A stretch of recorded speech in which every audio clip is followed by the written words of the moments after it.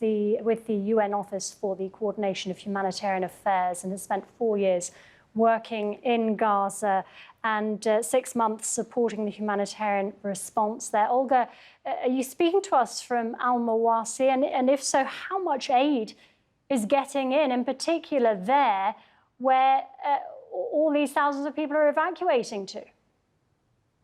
Thanks, Brennan, for having me. There has been no aid coming in to Gaza for a month. The Israeli authorities closed the crossings for the entry of all cargo, which includes humanitarian assistance, on the 2nd of March. And since then, nothing has come in. So that, of course, means that we're rapidly running out of whatever supplies we have here. And Olga, talk us through, because the last 6 months you've been in Gaza supporting the humanitarian response there. How much access are aid workers getting currently and the last week or so? Of course, since the intensification and the resumption of the intensified hostilities since the 18th of March, our access has been quite severely constrained. The attacks have been basically non-stop. And of course, we've seen horrifying reports of hundreds of people being killed and injured, and this is just ongoing. And we have had so much access and so much freedom to move during the 8 weeks of this relative calm that the ceasefire brought. And through it, we were able to deliver supplies to the population in need, which of course meant providing food, providing water, medical care, shelter, supplies, and so forth.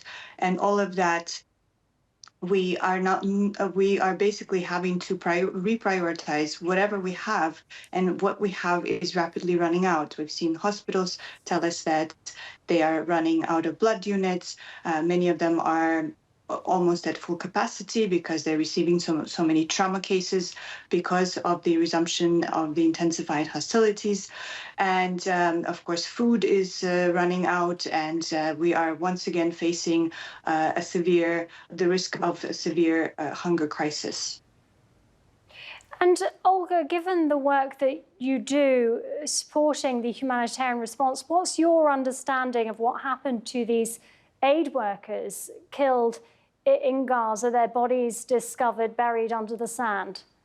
What's your understanding of what happened?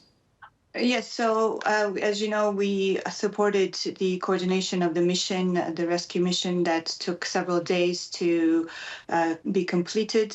And on the 30th of March, we were able to retrieve the rest of the bodies. We have the information that we have available so far indicates that these workers were struck by the Israeli forces and buried in a grave next to the basically destroyed vehicles that were clearly marked as ambulances and a fire truck, as well as a UN vehicle. And just briefly, Olga, why did it take so long before you were able to recover the bodies?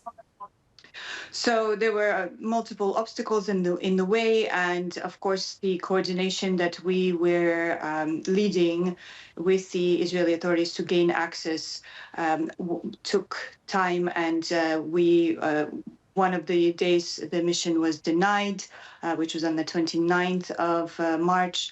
And the other days, there were other obstacles that did not allow us to proceed. And of course, it was quite a laborious task to accomplish by having to dig out the bodies, which took many hours. Olga, we really appreciate your time. Thank you very much for speaking to us here at TRT World. Olga Cherevko speaking to us live there from Al-Mawasi in Gaza.